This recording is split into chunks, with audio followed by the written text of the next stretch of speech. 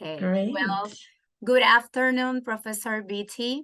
My name is Iris Rosario, Director of the DNA Post Conviction Project at the School of Law at the University of Puerto Rico, and I am very grateful for this opportunity. Firstly, it is imperative to mention that we are teaching, working, researching, and studying at a public university that has been significantly affected by the Fiscal Control Board, an entity imposed by the federal government. That entity has drastically reduced our budget. Therefore, this academic exchange, in this case, with a professor of Sandra Day O'Connor College of Law, is extremely helpful to preserving the excellence of our students' education. In addition, I must congratulate you not only for your commitment as an innocence litigator, but also for your academic work. Your book, Manifesting Justice, inspired us to continue with the hard work, and without a doubt, it will be quoted in many motions to the court and will be used to promote changes in public policy. Your best contribution in this book for me to push the limits about what is to be an innocent. You moved us from the comfort zone of innocentrism, and that is fundamental not only to continue the battle against wrongful convictions, but to expand our political battles, specifically against the imposition of disproportional penalties. These are the students of the DNA class at the University of Puerto Rico School of Law. This semester, they have been working with real cases and have read your book too. They will be very pleased to hear your answers to their questions. Thank you, Professor Valena Beety, for being so approachable since the beginning, and for your solidarity and share your experiences and time with us. Thank you, Professor Nieves. And I'm so glad you reached out. And a colleague of mine, a friend of mine at the law school, can you hear me okay? Yeah. Luis Fuentes Rao is from Puerto Rico, and he's actually been writing quite a lot about the fiscal oversight board and challenging that and the bankruptcy issues. And so I am sadly quite aware of the really unjust predicament that Puerto Rico has been in and the impact on public education as well. So I am very glad to get to talk with all of you. And I will make this quick because I knew a couple of you were familiar with my book, but it's really incredibly an honor that all of you read it. So thank you very, very much. And thank you in particular to Professor Nieves and to Andrea for your review, and just to be able to join you today. And I, hope that I'm able to meet your class and your professor in person at some point.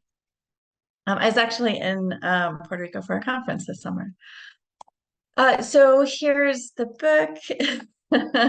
And as you know, my background, which I thought was important to share, is that I moved from being a rape victim advocate and someone who really wanted to prosecute crimes of violence to an innocence litigator. So I really believed that incarceration would solve cycles of violence, that could put an end to it, that people who repeatedly harm others could be stopped. And it was only through having the job of being a prosecutor that I saw that prison wasn't the answer that I thought it was. And then also I'm a queer woman and married to another woman. And I didn't see those stories shared. I didn't see discussions about wrongfully convicted women being shared as much. And so I felt very passionate about writing this book. And as you know, the main story of the book is about Lee Stubbs and Tammy Vance. This is the happy ending where they're released from prison after 10 years into the arms of their family members. But their story, as you also know, tragically starts that they were seeking help for substance use disorder, for drug use. And they met each other, they fell in love, and they finished the program and were graduating, were ready to leave. And their friend Kim, who had struggled, asked if she could come with them, if they'd take her away from the drug rehab place. They did. And, less than 48 hours later, she had overdosed. And that's how the tragedy begins, because a doctor there thought that Kim had been assaulted, brought in a dentist who found bite marks on Kim's body while she was unconscious. I know a couple of your questions are about victims and the treatment of Kim as being an unconscious woman in this hospital and having strangers not only examine but record, videotape her entire body naked without her consent, obviously, is incredibly upsetting to me. And so that's where the evidence of bite marks came from. And then who could have bitten them except for these two lesbians, Lee and Tammy. And we talk about race and wrongful convictions, but this is just an example of the overlap between race and gender and incarceration more broadly. And women's wrongful convictions, as you saw, can be different, can be quite different. Amanda Knox talks about how susceptible women can be to falsely confessing, to being coerced by police officers and by law enforcement. So she's just one example.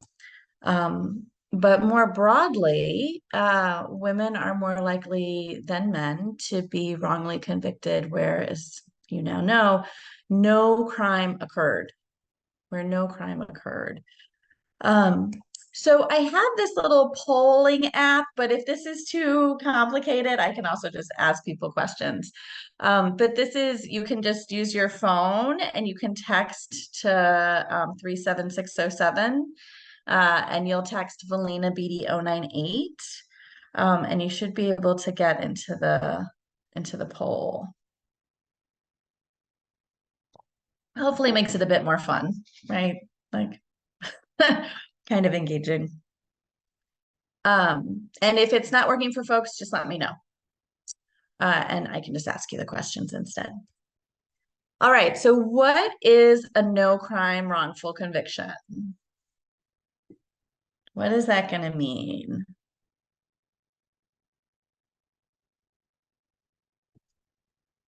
What do we think? And you should be able to just like write your answer in your phone. Like if you've joined the poll everywhere, you can also do it on your computer. If you've joined the session, you should be able to just answer it. Is anyone having success with that? Okay, Alondra says maybe she is. Good, yes, awesome. Okay, neat. Right, so no violation of the law, that could be a no crime wrongful conviction. True. Is there another way people would think about no crime wrongful convictions?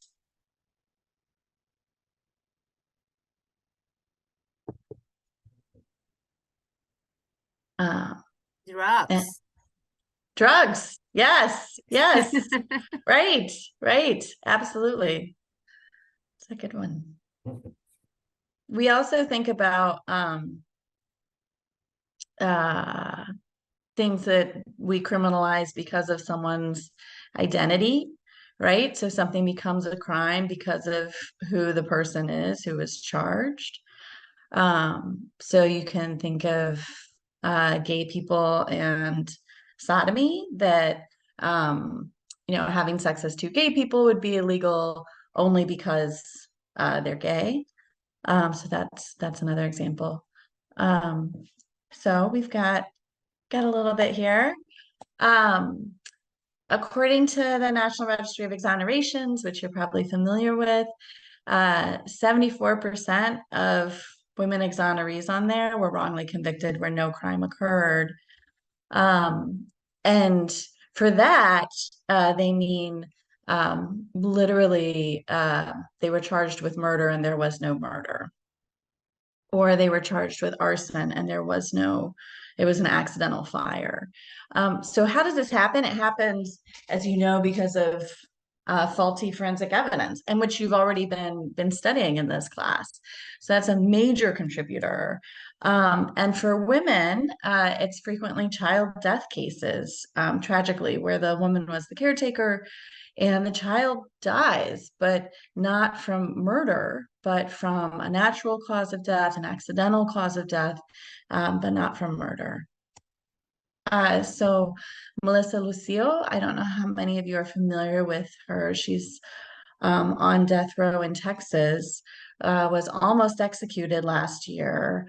And she's on death row for the death of her baby, her toddler, who fell down a flight of stairs and had these injuries and died from those injuries.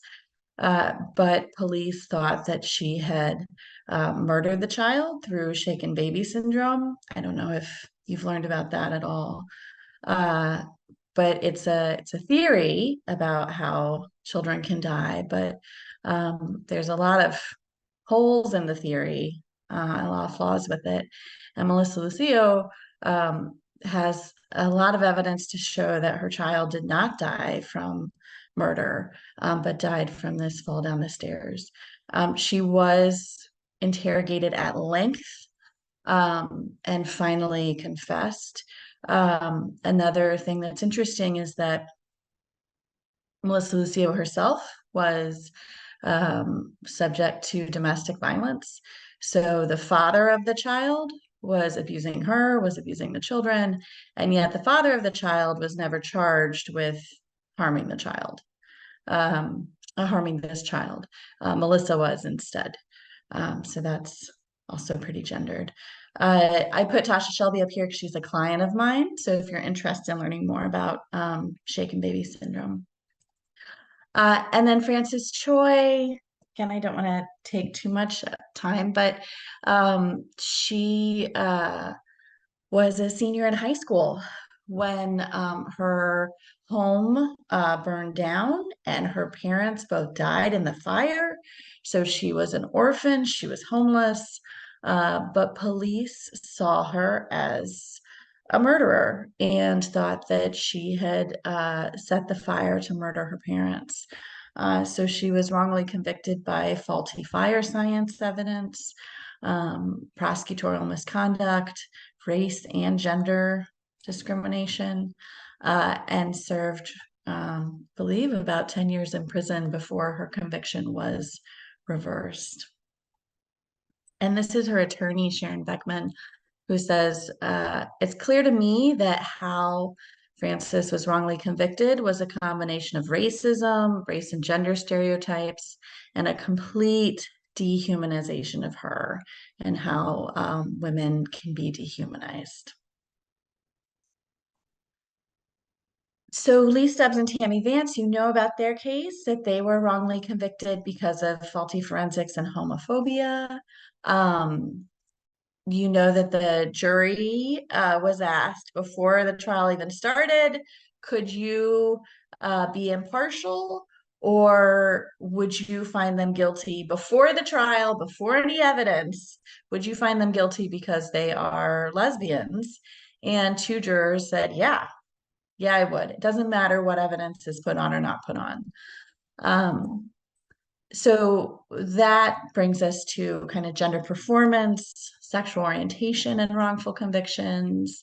And the book talks about how these stereotypes of queer people as dangerous, as predators, as depraved, as violent, are still with us. And definitely we we see in the continental US a lot of laws being passed around these fears of gay people as groomers, not being able to talk in schools about people being gay, and this real concern about gay people being dangerous. So it's still happening. And it's happened historically where, again, certain behavior, if it was by a queer person, was illegal. We see this also in the context of immigration. So if someone is an immigrant to the US, their actions can be criminal, while for other people it wouldn't be.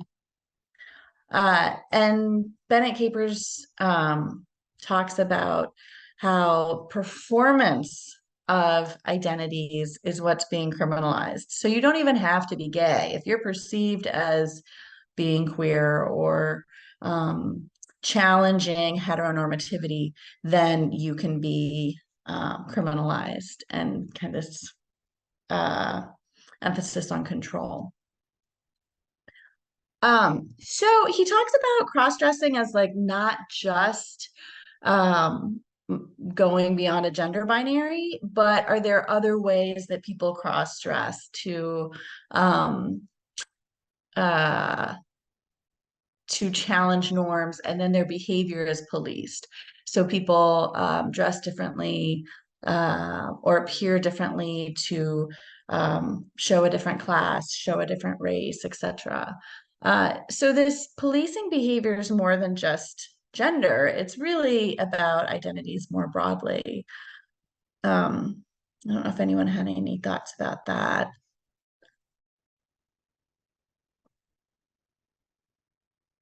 Ooh, is Tatiana, are you saying something?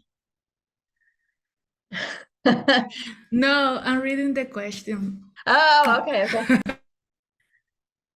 I was thinking you're like, you're on it. You have an excellent answer. But just that our behaviors for our different identities are policed even beyond sexual orientation or gender.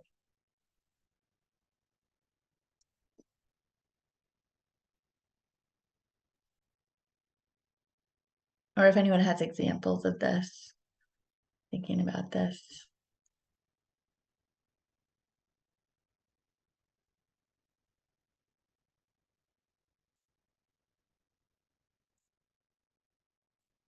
There you go. Yeah, exactly. Policing behavior. Yes, that's a great example of policing behavior and conflating stereotypes to keep people behaving a certain way.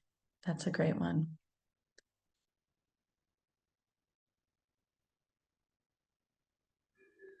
Well, I could think that a racial one is curly hair as informal.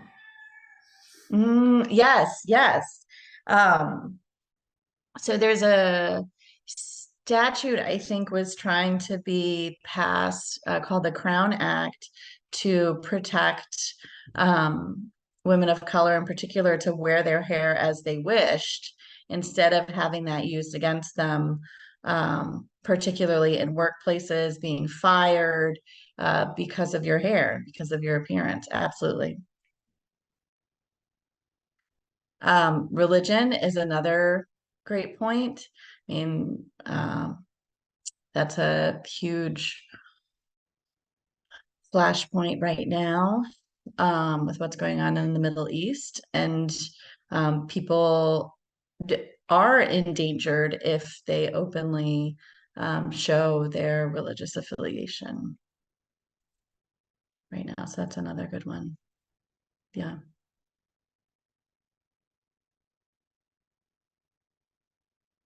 Anyone else? Not so move on. So Bennett Capers also talks about how like these identities aren't just singular. So it's not just about race or gender or sexual orientation. It's about how they influence each other as well, disability as well. So queer people are more likely to be arrested than straight people today. They're more likely to be incarcerated today. And then transgender people of color, particularly Black and Indigenous people of color, have high lifetime rates of incarceration. So nearly 50% of Black trans individuals have served some period of time in prison or jail, which is an astronomical number, really.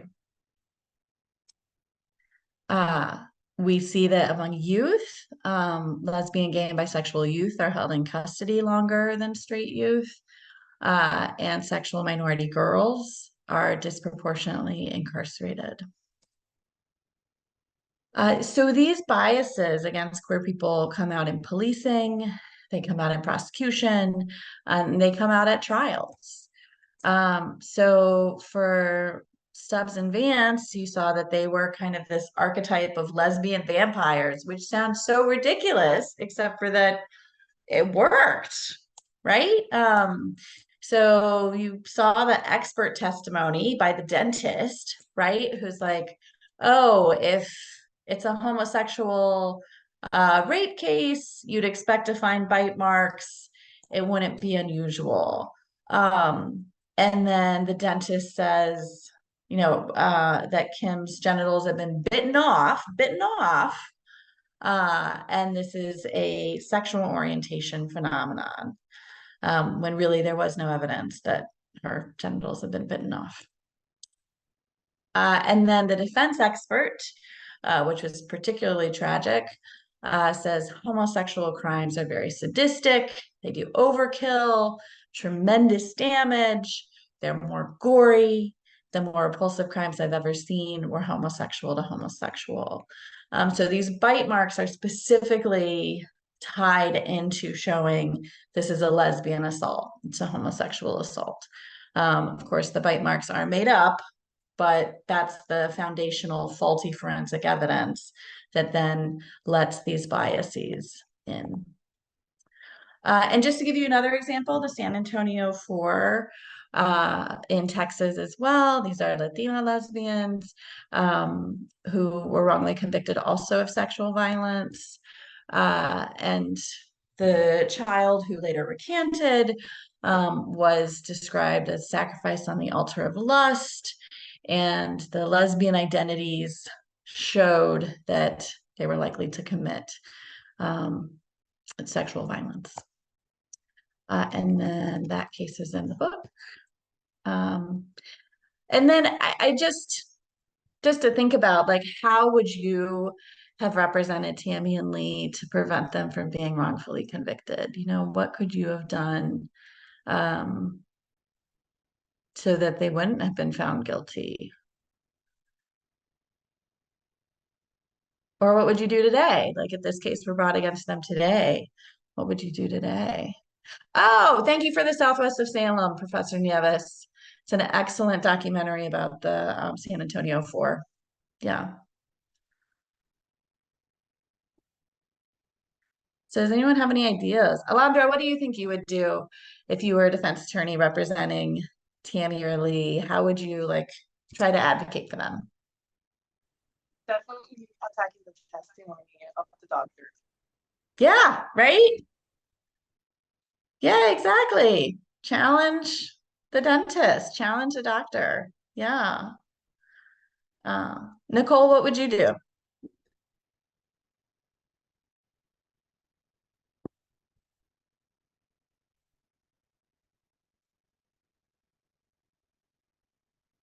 I was gonna say the dentist thing, so I don't know. Well, there's a couple of different things you could do with the dentist, right? So people are saying this. You could challenge what he says. You could try to stop him from testifying, right? Like say he's not qualified. He's not qualified as an expert to testify about lesbians, talk about bite marks. You could bring in your own expert. I love that someone says that. Bring in your own expert to really challenge the junk science. Juan Carlos, do you have any ideas? Do I have the same jury as she did? That's Or a can good I- question. How Yeah, would that make a because- difference? Well, because I think today people are more accepting, and I think with better questions and a better like screening of the jury, I could have found like I could have done something differently with the jury. That's a great point. And questioning the jury more, making sure you have an unbiased jury, definitely. Challenging the video, yes. Gender biases in policing and prosecution. So, do we think that if we brought that up to a jury, the jury would be receptive to that, to talking about gender bias, sexual orientation bias? I think maybe depending where you are, and it would have to be done delicately so you don't antagonize them for like calling out their biases, but maybe like bringing statistics or something like that, keeping it not like attacking them or attacking society in general, but trying to point out that this could be something that is going on here because there's not really any other evidence or strong or real evidence that is pointing toward them. Yeah. So it's finding different ways to bring it out, to talk about that without making the jury and the jurors defensive. It's a great point. Bench trial. What do we think about bench trials? Do you think a bench trial would be helpful?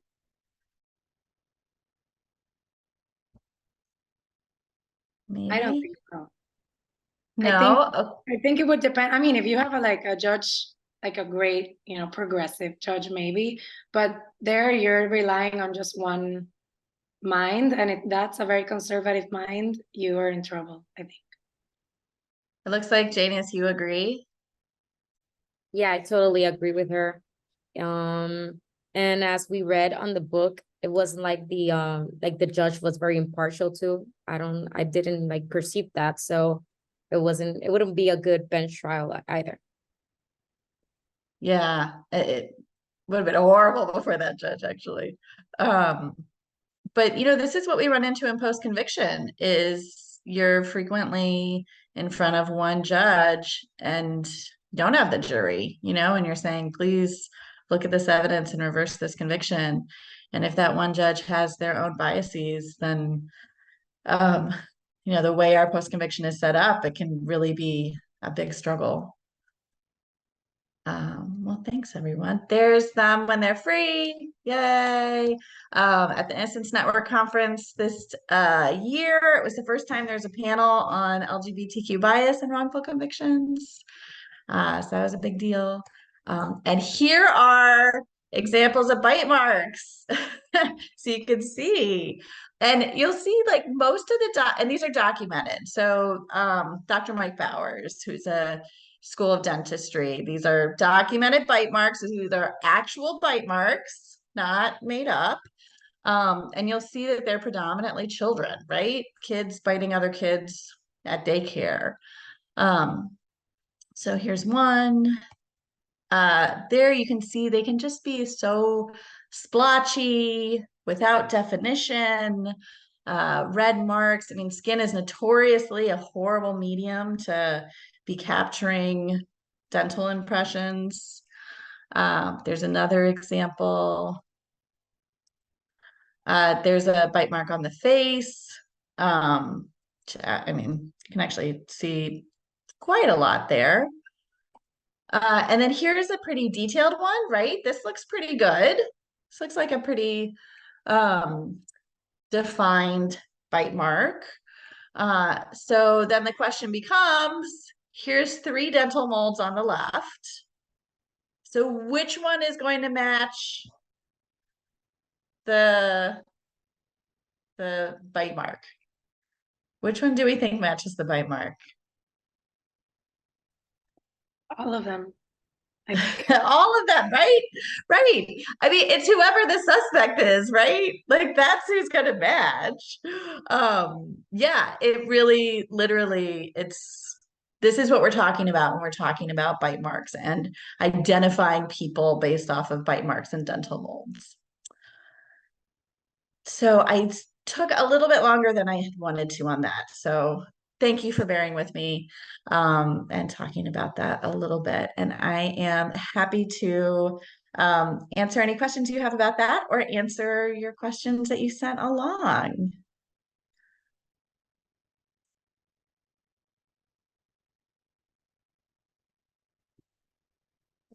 Well, I wrote you a question Yes. that the professor sent to you. Yes. Was, as you relate in your book, you have occupied both roles of defense and prosecution. In the transition, which habit has been the most challenging to unlearn? Yeah. So over time, I have learned a lot more. You know, even though I lost confidence in the system as a whole, as a prosecutor, sadly, I still thought that I hadn't necessarily done anything wrong. I mean, I'd had cases where my and that's it, my police, my officers had misbehaved or given me false information, but I didn't actually think that I had ever done anything wrong. And it's that lack of humility and lack of willing to really look at mistakes that are made. It wasn't until really much later that I was like, oh, I put witnesses on the stand to talk about fingerprint evidence, right? I pushed fingerprint experts to say this is an exact match. I did. Because I was like, come on, just say it's 100% a match. So even though I obviously never intentionally tried to convict someone who wasn't guilty, I understand why a lot of prosecutors are very resistant and defensive about challenges to their convictions. So that was the hardest thing to unlearn. There really can be a sense that as a prosecutor, like you're doing good. And even if there are systemic problems, it's not you as an individual. So that was I had to definitely unlearn that. So, but I will say, because I know Francisco is interested in prosecution, so much depends on the culture of the office. If I had been in a different office, I probably would have been a prosecutor for much longer. So I think the most important thing when looking for starting your career as a prosecutor is what is the culture of that office? Is it an office that really pushes going forward on cases even when there's not the evidence, or is it less of a tallying up your wins type of office? So the culture really matters. One of my questions was related to that specifically. That work environment in a prosecution office, what would happen, or how would you specifically react if a superior asked you to file a case, but you didn't actually believe that the case was actually a good one because you honestly thought that he was innocent? Or because I mean that probably happens a lot on a day-to-day basis of the office. Yeah, I had that happen. I had a case. I went to my boss and said, all the police officers I think there were 3. They're giving me different stories about what happened. It was a drug case. And I was like, and I'm really not confident about what actually happened here. And my boss said, well, you should have interviewed all of them together. You should have had all of them in the same room together so that basically they could get their stories straight. Instead of like, oh, you've actually, because you've talked to them separately, you've uncovered that there's no there. And she was like, yeah, you're prosecuting this case. So that absolutely happens. I think, again, in a different type of office, there would have been a slowdown there, right? It would have been like, oh, wait a second, there's something not right going on there. And I know there's a number of prosecutors who I share that story and they're like, that would never happen in my office. And I'm like, good. Like, instead of trying to, synthesize stories, really looking at the truth of what you're doing. So again, I think the culture matters, and it matters too to have supervisors who care about that. So I mean, as a entry-level person, you're a line prosecutor, you're doing a lot of what you're told, you're learning from people above you. So yeah, that matters. I think it matters if an office has a conviction integrity unit. I think that's a sign.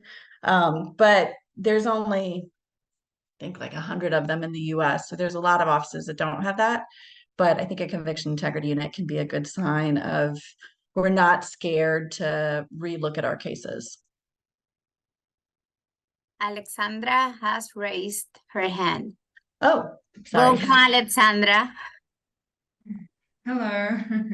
I didn't send my questions because I forgot, but I do have a question for you.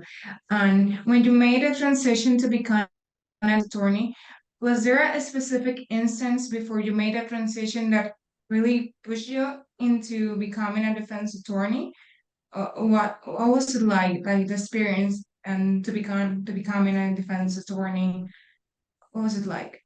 Yeah. So I went to law school and became a prosecutor because of sexual violence and wanting to stop sexual violence and wanting to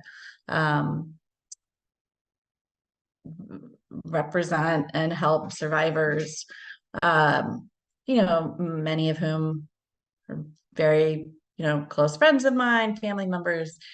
And then when I was a prosecutor and I wasn't seeing that I was helping people.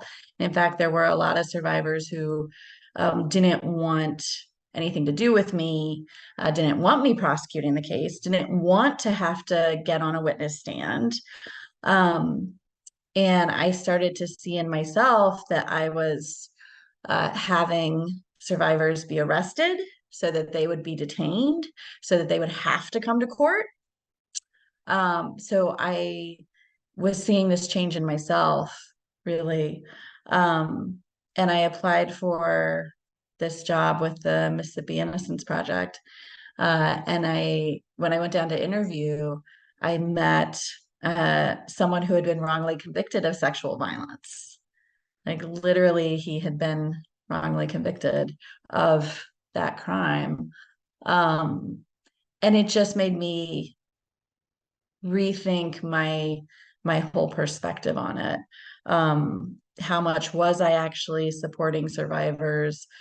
What is the solution, or what are other solutions to sexual violence? And what about wrongful convictions? So I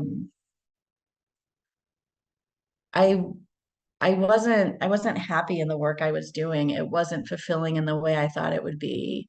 And then doing the wrongful convictions work, I actually felt like I could do a lot more in that work. So in that transition. And there's a great organization called Healing Justice, which brings together exonerees and survivors in those cases. You know, if I've been sexually assaulted and there's actually a case brought and someone is convicted and that person is wrongly convicted, then both me and the person wrongly convicted have been wronged by the system. So there's a really true connection there. So there's a lot more work going on around that nowadays too. Thanks, Alexandra. Thanks for coming. Good to see you. Are you in a courtroom or something? It's just a background. It looks very nice. Well, who wants to talk? Alondra? I have a question. Have you been able to see a significant change in police techniques since you became an innocence litigator? Absolutely. Absolutely. I think one of the key motivations of innocence work is to also change these behaviors on the front end, right? So that people aren't as likely to be wrongly convicted. So because of that, because of cases that are reversed by your clinic, because of legislation that is pushed, I definitely have seen changes. One straightforward one is recording of interrogations. So now that's almost universal that interrogations are recorded. And that's just can be incredibly valuable. There's also more talk about bite mark evidence, about faulty forensics, challenging it. So there's, but that's not, sorry, you were talking about policing. I think there are things in policing that have not changed, but there are specific things that have, like eyewitness identification procedures. Those have gotten better. So there's specific points that have.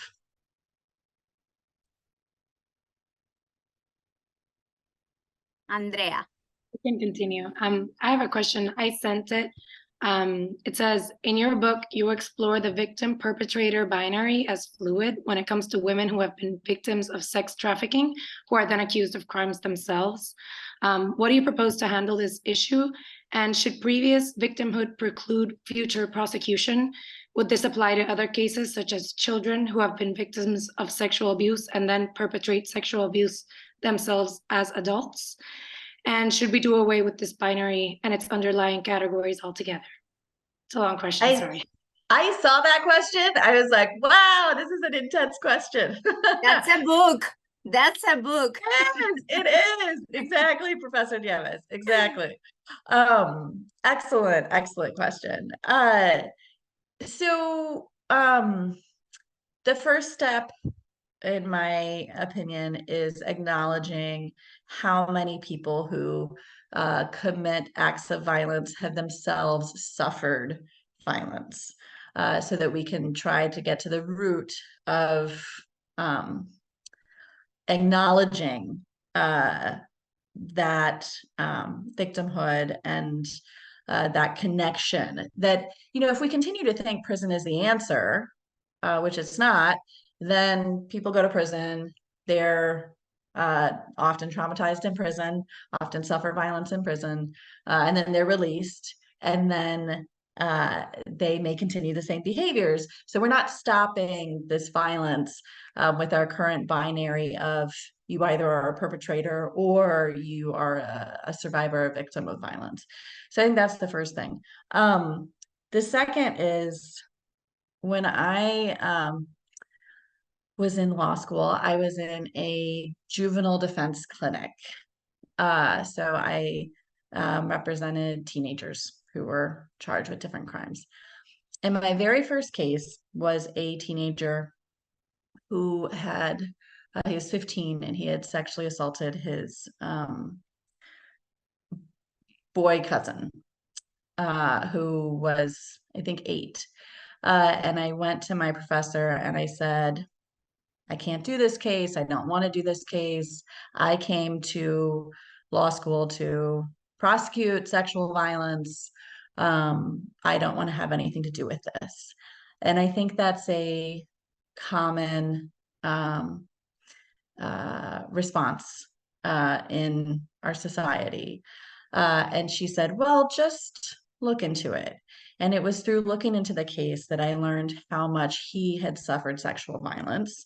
I learned that he was gay and that his family had tried to turn him straight by having him sexually assaulted repeatedly.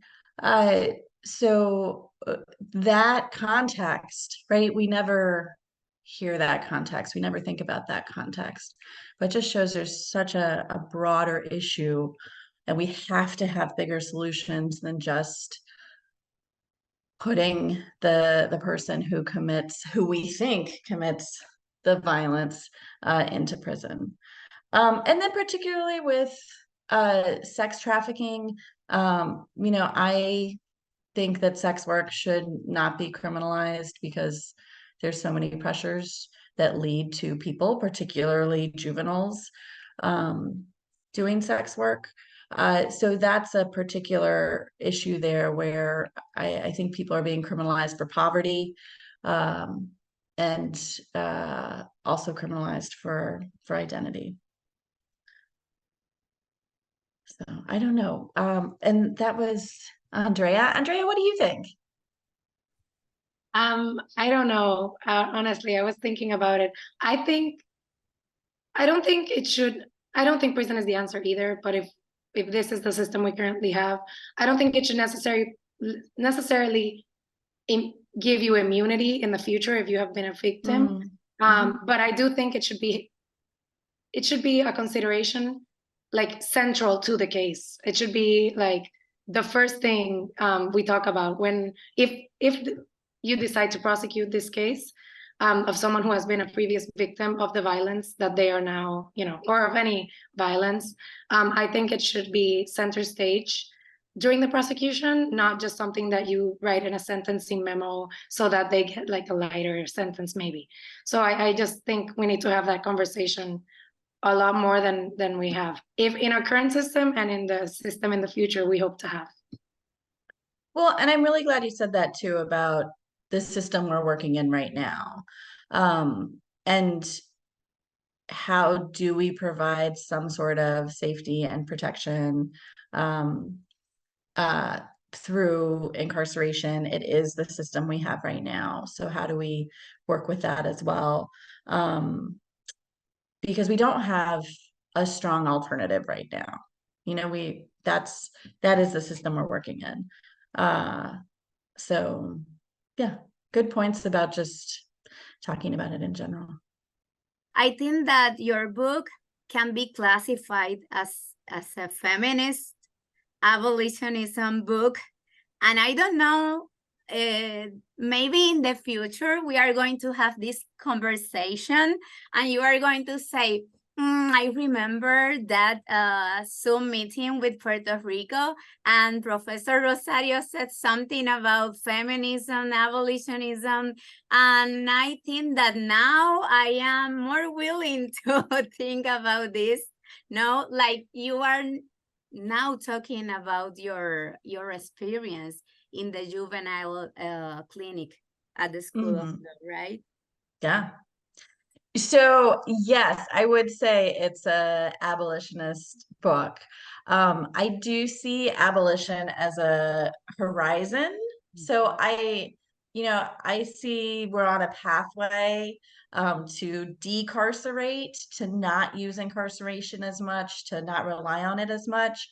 And I do think ultimately, heading towards, I think there's a lot of creativity in abolition. Right? It really pushes looking for other solutions. And we need that. We need more than just the solution of prisons. Would I get rid of prisons today if I could just do it? Probably not. Because again, what else do we have? What else can we build up?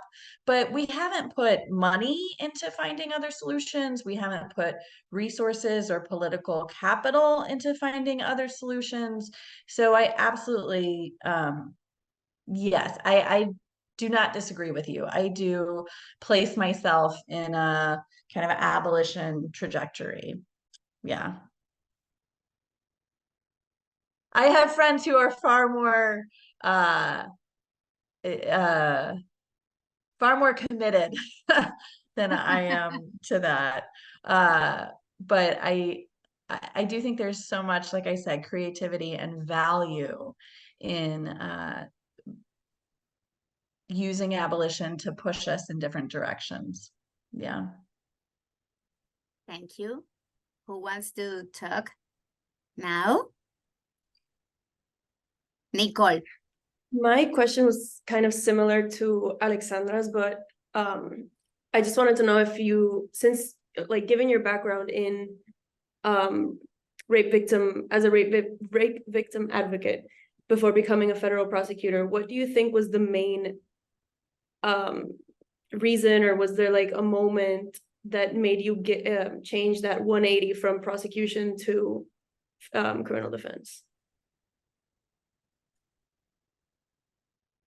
I mean, the 180 was really meeting someone who had been wrongly convicted of sexual violence. I mean, that was really the 180, because I had never thought that that was even really a possibility.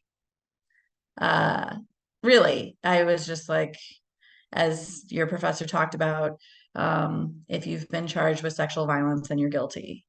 And then I went on to represent Lee and Tammy, who were wrongly convicted of sexual violence. And so that was the 180, but it had been building up because of, sadly, how little I was doing to help survivors. And I went into that job specifically to prosecute these cases. And when survivors didn't want me to take on the case, I would push it. I would be like, no, this is the way to create accountability. This is the way to stop violence. And I would push these cases and then would force these survivors to come and testify, and then would get like a misdemeanor conviction, because we don't actually take sexual violence seriously in many prosecutors' offices. So it was difficult to make long sentences stick. So then we went through all that. So someone got 3 months in jail, and that does nothing. It does nothing. So it was a trajectory to learning how little my office was doing, and then to like have that final straw of, oh my gosh, and sometimes it's not right. Sometimes it's the wrong person, or I that was kind of the final straw. Yeah. Well, Aliana. So I wanted to know, in your opinion, how does media coverage and public opinion impact the process of challenging wrongful convictions? I think it's a really big deal. And this circles back to, someone had the question about how have police practices changed? Have they changed? I think maybe it was Alondra who had that question. And legislation only gets passed. Police only change their behavior, in my opinion, because of public opinion.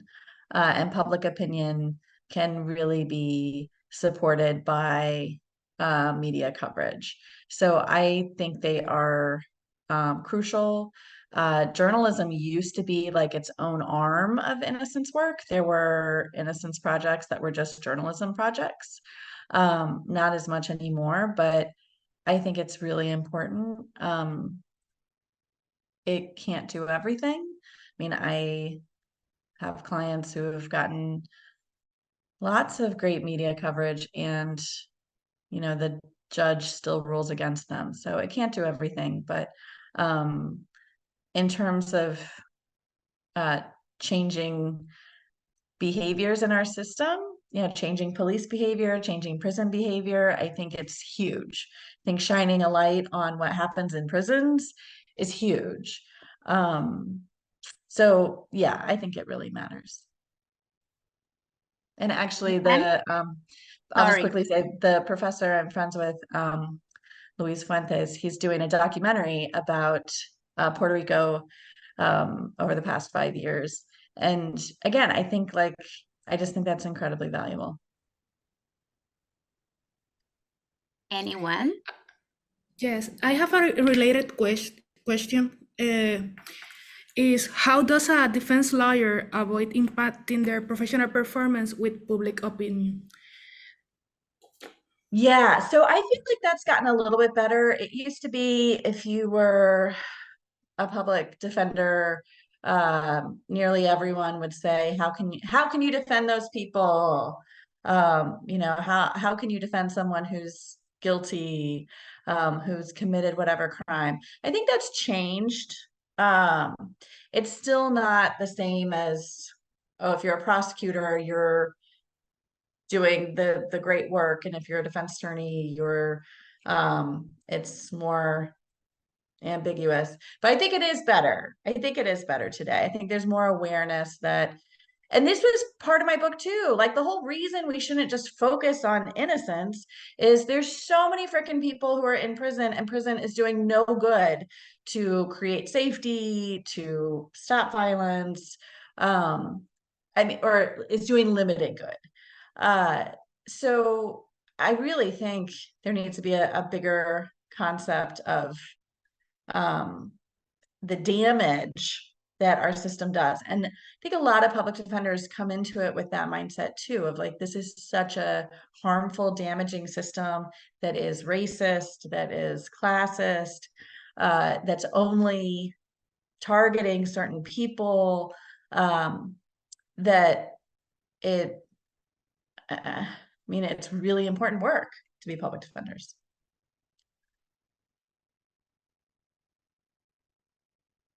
I don't know though. Do you feel like, Tatiana, there's still a lot of pushback on people going into public defense?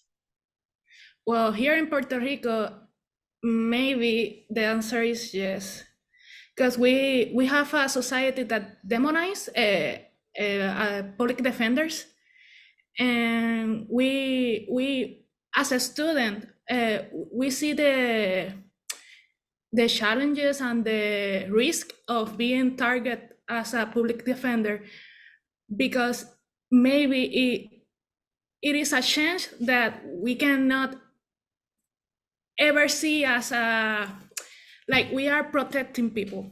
We see as we are protecting criminals. And this is my opinion. You know what I always say to my students? So I hand out, in my classes, I hand out a list of, here's all these different things. Have you jaywalked? Have you gone through a neighbor's yard? Have you gotten into a fight? Etc. And here's what your charge would be. So they answer it. It's all, I don't look at it. It's all private. And then I'm like, here's what your charge would be: 2 years, 5 years, whatever. And none of them have ever been prosecuted for those crimes, right? But they are still, what is a criminal? Who is a criminal? They've committed these crimes, and yet they're not a criminal. So who is the criminal? Who does get prosecuted? So I hear you.